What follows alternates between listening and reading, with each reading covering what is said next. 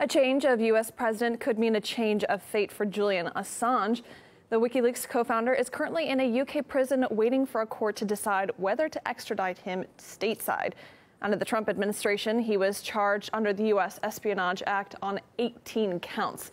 He's accused of unlawfully obtaining and publishing state secrets, and if extradited, faces up to 175 years in prison. Democrats, Biden included, haven't pulled their punches when discussing Assange in the past, however. Mitch McConnell says he's a high-tech terrorist. Others say this is akin to the Pentagon Papers. Where do you come down? I would argue that it's closer to being a high-tech terrorist than the Pentagon Papers. He should be treated as an enemy combatant. WikiLeaks should be closed down permanently and decisively. This guy's a traitor, a treasonist, and he has broken every law of the United States. The guy ought to be, and I'm not for the death penalty, so if I'm not for the death penalty, the only one to do it, illegally shoot the son of a. But the bottom line is he has to answer for what he has done, at least as it's been charged. In fact, the Obama-Biden administration actually prosecuted more whistleblowers than any other. The list includes Chelsea Manning, who leaked documents to Julian Assange, and Edward Snowden, who lifted the lid on the NSA's mass surveillance programs. However, the Obama administration decided not to charge Assange himself.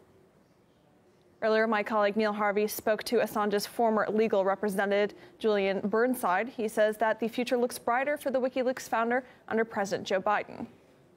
I know that his revelations about Hillary Clinton affected the Democrats rather than the Republicans, but in my opinion, Joe Biden is a much more rational being than Donald Trump ever was. How would you assess Joe Biden's approach towards whistleblowers? I know that when he was vice president in the Obama presidential era, Obama had made a big thing about, trying to create opportunities for whistleblowers to encourage them. But actually, the reality was quite different, and they prosecuted more whistleblowers, I think, than any other administration prior to them. I still think that probably Biden will adopt a rational approach.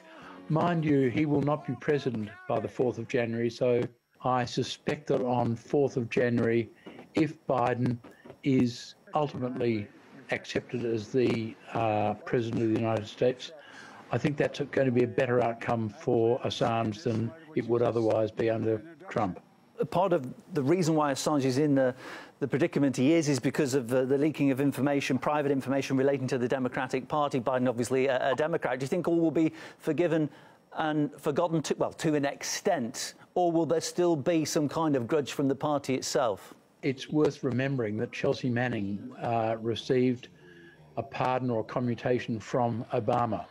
And I think the same thinking that led to that result is likely to influence Biden if he becomes president and if Assange ends up in America. There's talk of the likelihood he'd be sent to this Supermax prison, which a previous warden of that prison said that it was a face worse than death being sent there.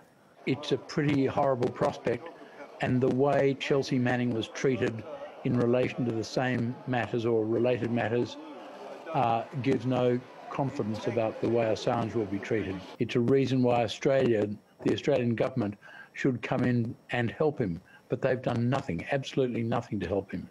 I think we should be concerned about it if he's mistreated. I don't see any leader of the mainstream press who is sought to be punished as a result of their publication of the things that Assange published.